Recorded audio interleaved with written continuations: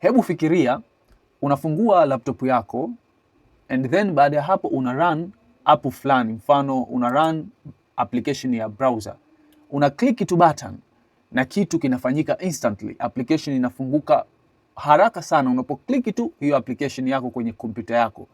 Lakini umeshawahi kujiuliza hiyo app inaongea vipi na hardware wakati ambapo unaitumia application hiyo? Pengine wakati ambapo una search kitu fulani katika hiyo browser yako, si unatumia keyboard kuweza kuandika, unatumia hiyo screen kuona kile ambacho kinatokea. Inawezaje kutumia RAM, CPU, hata hiyo screen ambayo inakuwezesha wewe kuona hiyo application imefunguka na unaweza kuitumia? Je, app inaweza kucontrol hardware moja kwa moja? Ni swali la kuweza kujiuliza. Hiyo application yako ama hizo application ambazo umekuwa ukizitumia kwenye laptop yako zina control hardware moja kwa moja, zina uwezo wa kufikia hardware? Jibu la swali hilo hapana. Kuna kitu katikati ambacho kinachounganisha kila kitu wewe kuweza kutumia laptop yako kufungua application fulani na kuwa na uwezo wa kuitumia na kufanya taski fulani. Kuna kitu ambacho kinaunganisha hapo application yako na hardware ambazo unatumia katika hiyo kompyuta yako. Kitu chenyewe ni operating system. Sasa leo tutakwenda kuelewa kazi halisi ya operating system ndani ya computer system. Ile role halisi ya OS katika kompyuta zetu ndio kitu ambacho leo tutakwenda kukiona. Kwenye video iliyopita tulijifunza operating system ni nini, tukaona kwa upande wa user view, tukaona kwa upande wa system view operating system ni kitu gani. Tukasema kuwa katika user view ama user perspective ni ule urahisi wa kutumia, tulielezea operating system katika hali kama hiyo. Lakini kwa upande wa system view tukasema ni issue nzima ya resource manager. Kwa kifupi, operating system tunasema ni daraja kati ya user, application na hardware. Sasa leo tunaendelea na hatua moja mbele. Leo tutajifunza muundo wa computer system, tutapata ile big picture na kuona operating system ipo wapi kwenye mfumo huo. Lakini vile vile tutazungumzia role kuu ya operating system kati ya hardware, application, user. Kazi yake haswa nini katika hivyo vitu hapo. Lakini pia tutaangalia lengo la operating system ili basi uweze kuona system nzima kwa ile ramani kubwa, yani upate ile big picture tunapoongelea operating system na kitu ambacho inafanya. Sasa computer system ina sehemu ngapi? Pengine unajiuliza. Computer system ipo na layer 4, ipo na sehemu 4 kuu. Kuna hardware, kuna operating system, kuna application programs na kuna user. Sasa tukianza kwa upande wa hardware, hivi ni vile vifaa ambavyo physical una uwezo wa kuvigusa, vile vifaa ambavyo vinajenga hiyo kompyuta yako. Tunaongelea hapa mfano CPU ambayo hii tunasema ni brain ya kompyuta. Tunaongelea vile vile RAM, masuala ya memory hayo, tunaongelea diski, storage, keyboard, mouse, screen na hardware nyingine ambazo una uwezo wa kuziona na kuzikamata ambazo zinajenga hiyo kompyuta yako. Hizi hardware haziwezi kufanya kazi zenyewe bila ya usimamizi. Lakini sehemu nyingine ni application programs ambazo hizi ni zile apps unazozitumia, mfano browser, media player, text editor, games na apps nyingine, software nyingine ambazo unazitumia kwenye kifaa chako kama computer, laptop ama simu. Huwa hivi vitu vinahitaji resources kutoka kwenye hardware, hizi applications. Lakini ukiachilia application, kuna sehemu ya tatu ambayo ni user. Huyu ni wewe hapo, mtumiaji wa hiyo system. Na sehemu ya 4 sasa ndio inafuata operating system. Hii tunasema ndio manager wa system nzima. Kwa hiyo ukiangalia muundo wa system kwa picha kubwa, unaona structure yake ilivyo. Kunakuwa na user, kunakuwa na applications, kunakuwa na operating system na kunakuwa na hardware.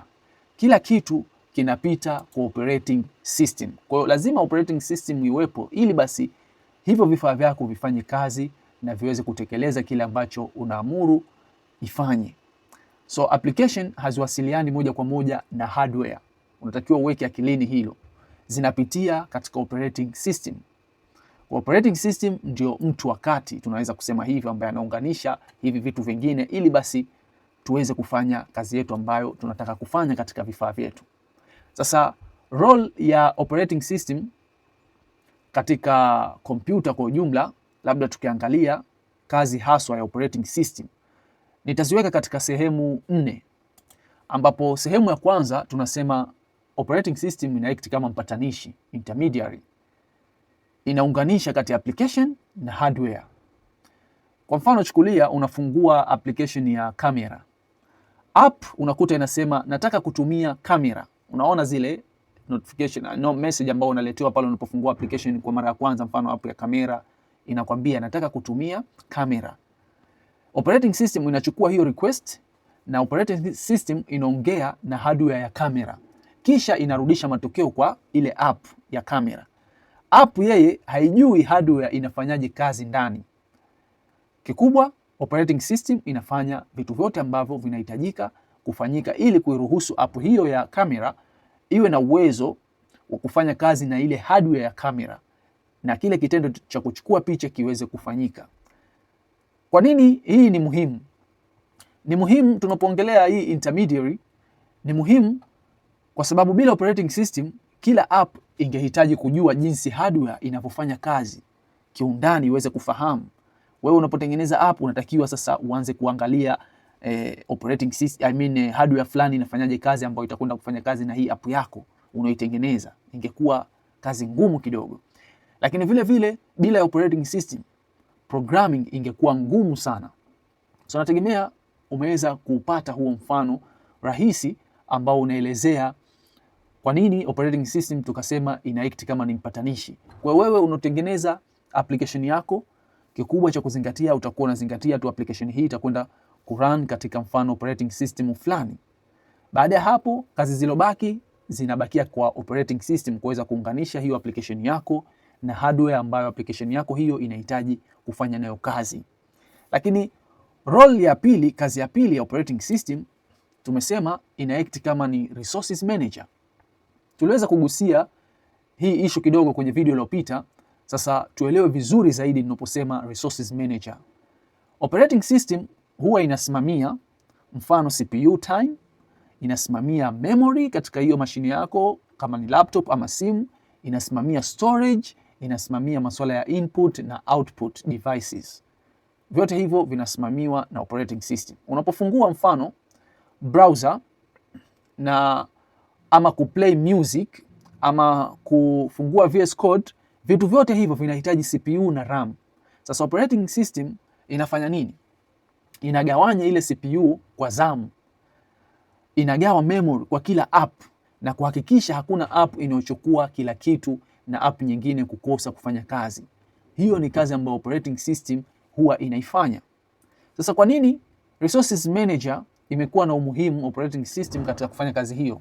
Kwa sababu bila operating system hizi applications zingekuwa zinagombania sasa resources, kwa sababu hakuna kitu ambacho kingeweza kuigawanya hiyo memory iliyopo na kila app ambayo imefunguliwa iweze kutumia memory hiyo, ama hakuna kitu ambacho ingefanya CPU iweze kutumika na app zote hizo. Ingekuwa kuna hiyo kugombaniana sasa resources. Lakini vile vile bila ya operating system ingekuwa ina crash mara kwa mara, kwa sababu inapotokea hiyo kugombania resources, mwisho wa siku itashindwa kuvumilia. Kwa operating system unaona imekuja kufanya kazi hiyo ya kuwa kama ni resources manager. Lakini kazi ya tatu ni control program. Operating system pia inasimamia execution ya programs. Inahakikisha nini? Inahakikisha programs zina run kwa utaratibu, lakini vile vile hakuna program inayoharibu nyingine. Lakini pia hakuna matumizi mabaya ya hardware. Hebu jaribu kufikiria operating system, chukulia ni kama traffic policy. Polisi, traffic wale, au manager wa kampuni. Huwa inadhibiti nani aende na lini, muda gani iweze kupita. Inapotokea mfano hakuna huyo mdhibiti, ndio unakuta barabarani magari mara yanagongana. Kwa mfano ukichukulia kama traffic police ama traffic light, hakuna, unakuta magari unakuta mara yamegongana. Lakini kunapokuwa na huo mfumo mzuri wa kucontrol, ndio pale ambapo gari hii tambua sasa ni muda wangu mimi wa kupita. Gari hii inatambua sasa mimi ni muda wangu wa kusubiria. Kwa hiyo na operating system inafanya kazi kama hivyo, na ndio maana unakuta hizi application haziwezi kugongana, licha ya kwamba umefungua application zaidi ya moja kwa wakati mmoja. Still operating system ina control, ina uwezo wa kudhibiti. Kwa sasa hii ndio ambayo inafanyika hapa, inafanya kazi application hii. Kwa hiyo inatakiwa itumie resources nyingi, huku tupunguze resources tuiongezee huku. Yani inafanya kazi katika hali ama scenario kama hiyo. Lakini role ya 4 ambao ni muhimu pia kuielewa ni environment provider. Tunasema environment provider. Operating system huwa inatoa mazingira ya kurun programs. Maana yake ni nini? Maana yake ni kwamba wewe kama developer ambaye unaandika program, unatengeneza program, hauandiki direct kwa hardware. Unaandika kwa kutumia environment operating system. Kwa mfano, kwenye issue za file system, memory access, input na output, vyote hivi vinatolewa na operating system. Kwa wewe kama developer una concentrate na operating system na sio hardware. Hardware na hiyo app yako ambayo unaitengeneza, operating system ndio ambayo itafanya kazi sasa ya kuwezesha hiyo app yako. Kama inahitaji kutumia input device, basi iwe na uwezo wa kutumia input device ambazo zipo katika hiyo mashine kama kompyuta ama simu. So hizi ni role 4 kwa uchache ambazo operating system imekuwa ikitekeleza, ikifanya na ikisaidia katika kufanya basi hizi mashine zetu, kompyuta, laptop, mobile phones na nyinginezo zifanye kazi katika hali ambayo ni sawa, ambayo haitaleta crash yoyote, na uweze kufanya task zako kwa ukamilifu. Sasa kuna issue fulani ambayo unaweza ukakutana nayo, ambayo watu wengi wamekuwa wakielewa vibaya kuhusiana na haya mambo. Kwanza, kuna kosa ambalo watu wamekuwa wakilifanya, kufikiria apps zinaongea direct na hardware. Lakini ukweli ni kwamba operating system ndio daraja la kuwezesha hizo apps moja kwa moja kucommunicate na hardware.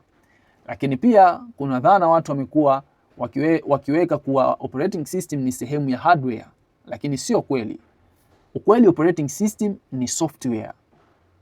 Lakini pia wengine wanafikiria operating system ni user interface tu, lakini ukweli uliopo, operating system user interface ni sehemu ndogo tu ya operating system. Operating system ni mwavuli mkubwa sana ambao umefunika vitu vingine ndani yake. Kila tutakapoendelea kujifunza tutaweza kuona hayo mambo. Sasa ni kuache na challenge moja. Jaribu kufikiria app 2 zinataka kutumia mfano printer kwa wakati mmoja. Operating system itafanya nini kuhakikisha hakuna conflict ambayo inatokea?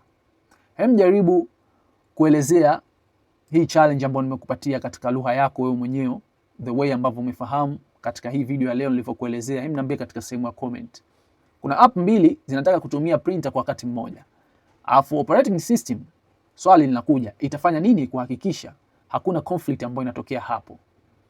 Nategemea hautaweza kushindwa kwa sasa hadi umefikia video hii hapa tulipo kujibu swali kama hilo. Kwa hiyo nategemea umeelewa operating system ipo wapi kwenye system, lakini vile vile umefahamu role yake kati ya hardware na applications. Kwa nini ni muhimu sana operating system kuwepo katika hivi vifaa, hizi mashine mbalimbali ambazo tumekuwa tukitumia. Lakini pia kuna swali lingine muhimu. Je, operating system zote zinafanana? Ni swali hilo la kujiuliza. Lakini pia kuna aina gani za operating system?